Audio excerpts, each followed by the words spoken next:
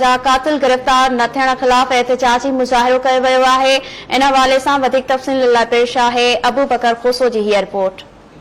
मंजूराबाद में मुमताज़ गौहर के कातिलनि की गिरफ़्तारी न थियण के खिलाफ़ सिंध यूनाइटेड पार्टी के तरफां एहतिजाज कियो पियो वञे। अचो त इन्हनि सां ॻाल्हि ॿोल कयूं त इन्हनि जो छा चवणु आहे। मुख़्तलिफ़ एहतिजाज कया। SSP जामशोरे अमजद शेख असां सां वाइदा वचन कया त असां कातिलनि खे गिरफ़्तार कंदासीं, पर उन पैसनि एवज़ मुख जेको आहे सो जेको जवाबदार बहादुर ॻोरड़ो जेके कोर्ट ज़मानत रद्द करे गिरफ़्तार कयो उन खे बि जेको आहे सो आज़ादु करे छॾियो जांच मां। ऐं असां ही एहतिजाज तेसि ताईं जारी रखंदासीं जेसि ताईं शहीद मुमताज़ ॻोरड़ जा कातिल गिरफ़्तार न थींदा ऐं कैफ़र किरदार ताईं न पहुचंदा। असांजे ज़िले जामशोर जो सेक्रेटरी मुमताज़ ॻोरड़ 13 जनवरी ते पंहिंजे घर जे अॻियां भोतारनि जुर्गो करे क़तल करायो। उन जे ख़िलाफ़ असांजा एहतिजाज थियनि पिया। हिन वक़्तु असांजे तहलके में अॼु टियों ॾींहुं आहे, बुख हड़ताल कैंपूं आहिनि, अहिड़े तरीक़े सां सॼे ज़िले में थींदियूं।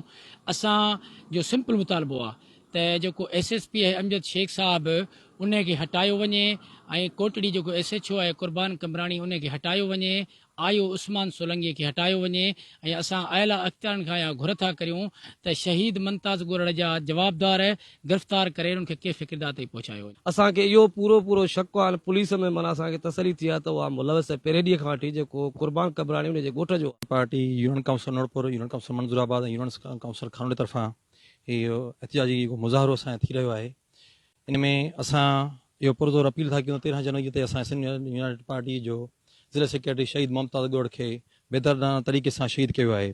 असीं घुर था कयूं त इन जा जेके समूरा कातिलनि से गिरफ़्तार कया वञनि। असांजो अफ़सोस आहे 1 महीने खां मुसलसिल तहरीक हले पियो, इतिजाज हलनि पिया, सोशल मीडिया ते जेको थो हले पियो, एॾो त जेको थो शहीद मुमताज़ ॻोरड़ जे जेको थो कातिलनि खे बहादुर ॻोरड़ या त जो एॾो ताक़तवर आहे या त हू सिधी पीपल्स पार्टीअ जो जेको थो हिकिड़ो माण्हू आहे या त हुन एतिरा पैसा ॾिना हूंदा त हुनखे हथ वठी हुनखे छॾियो वियो आहे।